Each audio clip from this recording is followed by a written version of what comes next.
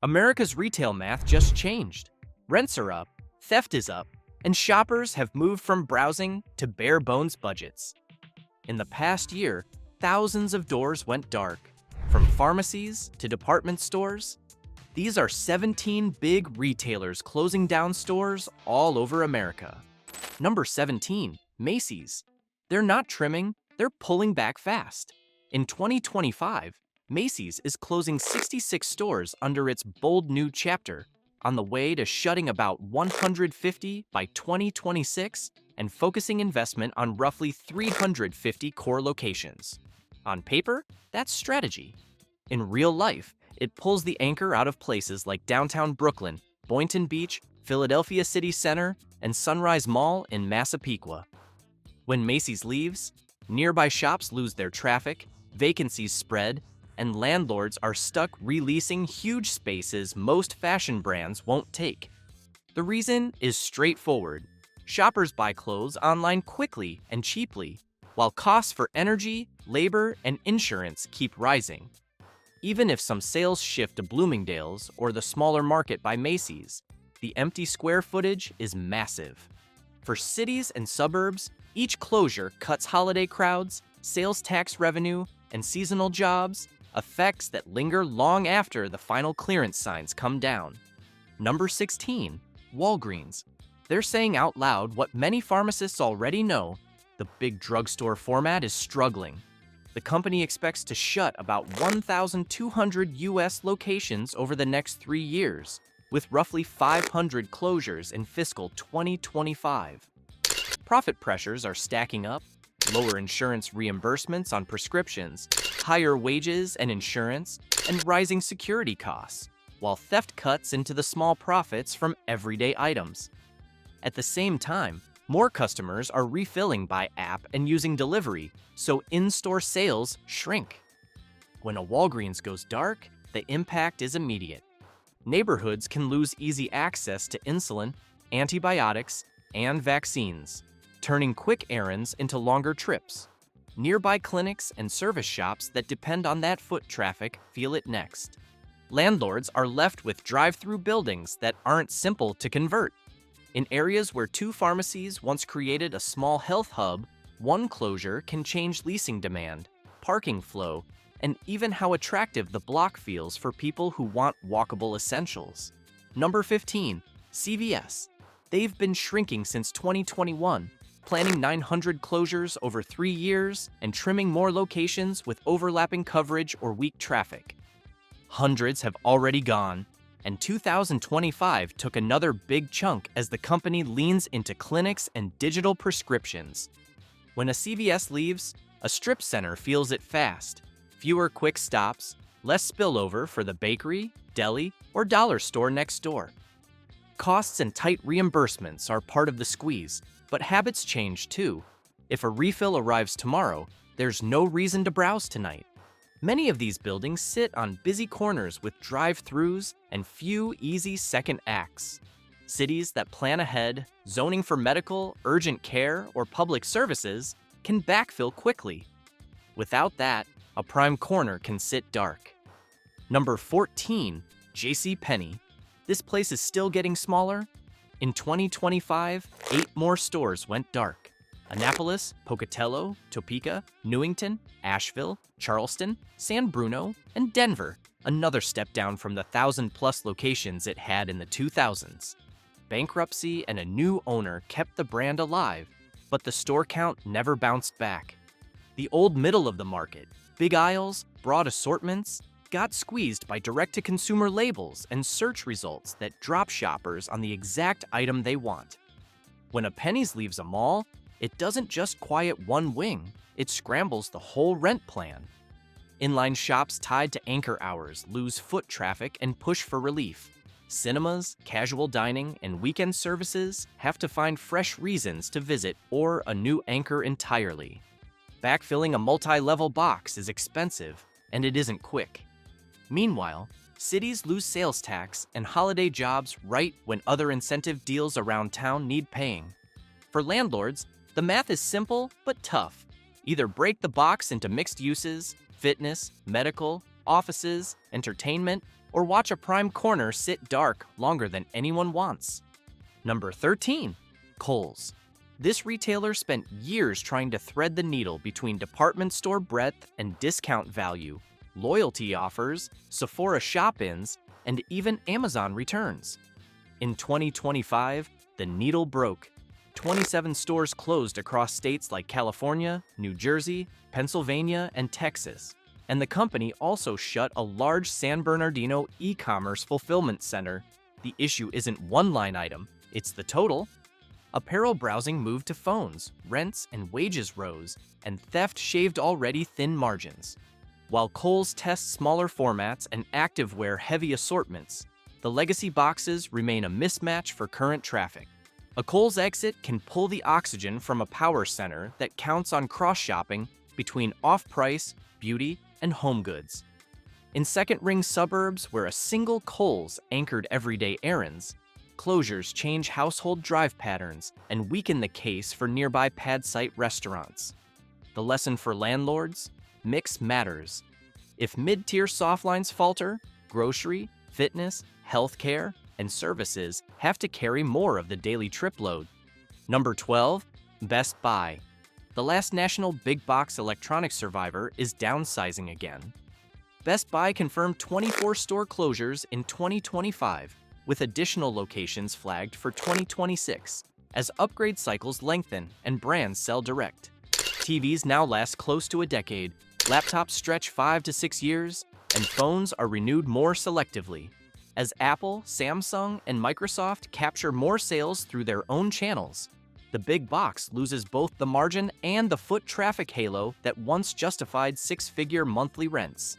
Theft, insurance, and staffing add to the squeeze. Best Buy has leaned on Total Tech memberships and turned stores into fulfillment hubs. But the square foot economics of massive showrooms don't pencil everywhere. For centers that still have a Best Buy, co-tenancy and shared trip planning with grocers or entertainment can help. When one closes, owners suddenly face a cavernous shell with specialized power, loading, and parking ratios, good for medical, education, or even last-mile fulfillment, but expensive to convert. Number 11. Amazon Fresh. If the world's logistics leader can't make brick-and-mortar groceries work everywhere, it's a warning.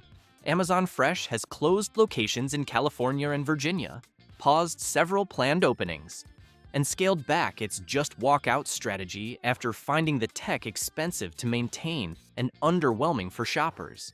The grocery margin reality, often 1% to 3%, collides with wage inflation, higher energy bills, and shrink. Prices that ran 5 to 10% above Walmart in some markets pushed budget-sensitive carts elsewhere, and the novelty of sensor-heavy stores didn't offset weekly totals. For landlords who thought a fresh sign meant bulletproof traffic, re-tenanting has come sooner than expected. The upshot for neighborhoods is mixed. Vacant grocery boxes are painful, but they release better than apparel anchors, especially to ethnic grocers, discount concepts, or food as distribution hybrids. Still, every fresh closure is a reminder that grocery real estate wins on price, parking, and perishables, not bleeding-edge tech alone. Number 10. Dollar General. For years, Dollar General opened a new door seemingly everywhere. In 2025, the cadence changed. The chain closed 96 Dollar General stores and 45 pop-shelf locations in the first quarter alone as part of a back-to-basics reset, a rare net reduction for a company with nearly 20,000 sites. Costs climbed, freight, wages, insurance, while communities scrutinize store conditions and staffing. In rural counties where Dollar General often serves as the only nearby source for pantry goods, a closure hits hard. Longer drives for milk and batteries, fewer local jobs, and weaker strip center economics. For landlords, the silver lining is small box flexibility. Successful operators can backfill with dollar competitors, specialty grocers, or medical clinics. But at the street level, the signal is clear. Even the most efficient low-price model is trimming where baskets shrink and shrinkage rises, and small towns that relied on a single-store solution need redundancy again. Number 9. Advance Auto Parts. This retailer is tightening fast. They're closing 523 company stores, exiting 204 independent locations, and shutting several distribution centers to run lighter. Cars last longer, EVs need fewer parts, and Amazon ships DIY fixes to your door. So store sales per square foot fell and profits got squeezed. Lose that local parts counter and you lose same-day belts, brakes, and batteries, which pushes repairs toward dealerships with long waits. The buildings themselves are easy to access and park at, great for medical or niche fitness, but they take money to convert. The ripple is real. With fewer parts nearby, cars sit longer, commutes get harder, and transit rarely fills the gap. Number 8. 7-Eleven. Their always open promise is fading in spots. In 2025, it said 444 North American stores will close, about 3.5% of its footprint, as overnight risk, labor, and insurance make 24/7 tough to afford. Delivery apps ate into impulse buys and morning coffee, and tobacco keeps sliding. Franchisees say utilities and security costs swallow what's left, especially in cities with high shrink. When a 7-Eleven goes dark, a neighborhood loses little essentials, late shift snacks, an ATM, propane, washer fluid before a storm. These corner sites release best to quick serve, coffee, or service uses, but permits and fuel tank issues slow the turn. For planners, the takeaway is clear.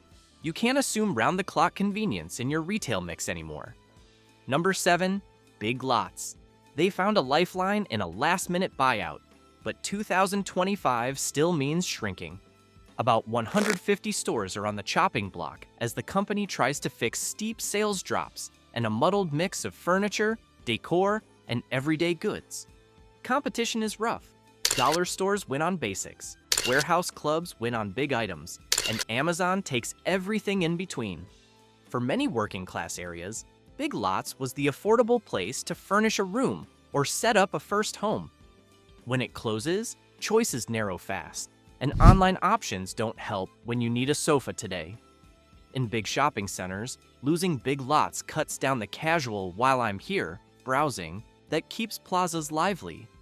Some landlords will swap in a discount grocer or even non-retail uses to restart traffic, but that treasure hunt furniture vibe is tough to replace.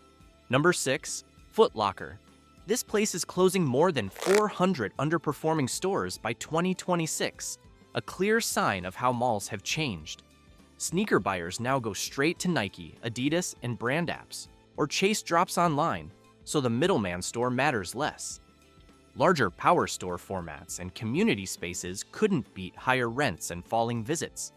In enclosed malls, a Foot Locker exit removes a key youth anchor, and nearby streetwear and accessories shops feel it right away. Open-air centers can fill the space faster, but the reality is simple. Sneaker discovery starts on a phone. Cities that want to keep teens and young adults coming out are adding entertainment, training facilities, or esports spots, uses that need different leases and investment, but can rebuild that weekend crowd. Number 5. At Home. They filed Chapter 11 and shut down 26 stores while trimming about $2 billion in debt and bringing in fresh cash. The timing couldn't be worse. Pricey mortgages slowed moving and remodeling, inflation pulled money away from decor, and big box rivals beat them online. Those huge warehouse-style stores, perfect for stacks of rugs and patio sets, turn into dead weight when traffic drops. Landlords are eyeing uses like trampoline parks, pickleball, self-storage, or even small last-mile hubs. Neighborhoods feel it too. Fewer seasonal jobs, fewer quick stops for party decor or school events, and one less reason to make a Saturday run that helped nearby shops. Unless rates ease and the home decor itch returns, these boxes may sit longer than the average fashion vacancy. Number 4. Claire's.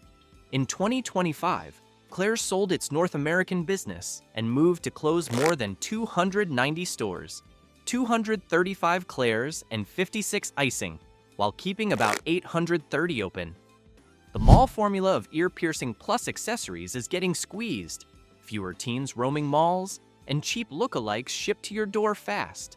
When Claire's leaves a B or C mall, you lose that tween and parent loop that buys pretzels, grabs a quick bite, and pops into budget fashion.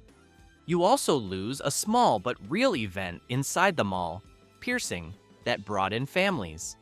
The spaces are easy to fill with services or local makers, but national chains are scarce in this slice. Malls that stay lively with kids spending are adding experiences, dance, karate, tutoring, because the accessory impulse lives on the phone now. Number 3, REI Co-op. The outdoor co-op is still beloved, but it's trimming too.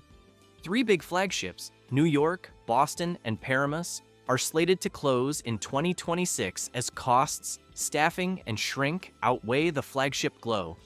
These stores do more than sell gear. They act like attractions, hosting classes and pulling weekend traffic that supports nearby footwear, climbing gyms, and boutique outfitters. When they go, that whole outdoor cluster has to spread out or rethink locations. For cities, it's a cue to swap in culture, learning, or other public-facing spaces that still draw crowds.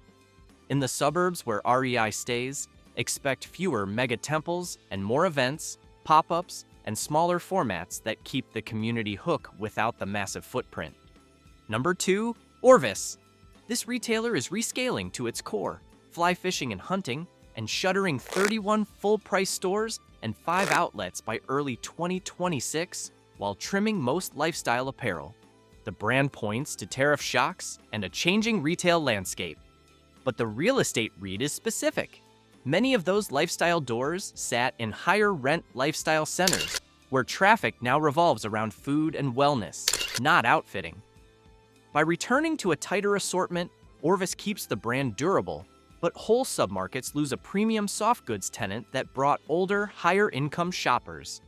Landlords can backfill with athleisure, med spa, or chef-driven dining, yet the loss of a heritage outdoor label reduces category diversity. For small towns that had an Orvis as a regional draw, closures will cut tourism-linked sales and the seasonal event calendar that came with it. Finally, at number 1, Joann.